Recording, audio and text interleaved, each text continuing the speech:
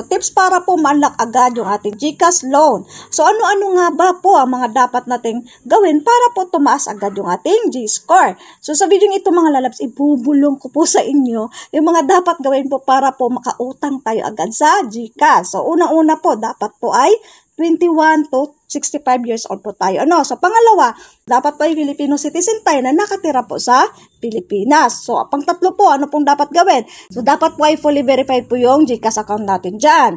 Okay? So, pang-apat, siya nga pala, isisingit ko pala ito. Baka pwede maglamig sa inyo dyan kung nagustuhan po ang video ito. Baka naman pwede mag-subscribe kayo, mag-like, or mag-comment kayo. Bahala kayo dyan.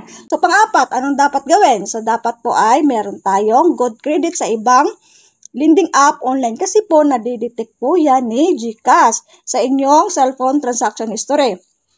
At ito pa po, meron pa po kong ibubulong sa inyo para po mas mabilis na mapataas yung G-score natin. Ang gawin po natin palagi, dapat po laging maintain na merong laman yung ating GCash account.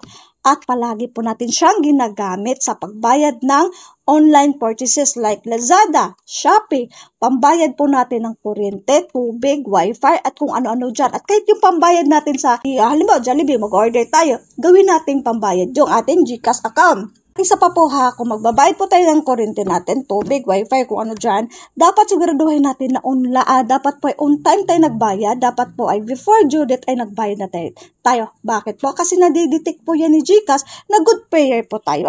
Tandaan, yun lang po ang dapat natin tandaan para po agad-agad ma-unlock at para po tumaas po agad yung G-score natin. Okay? So sana po nakatulong sa inyo. You're welcome.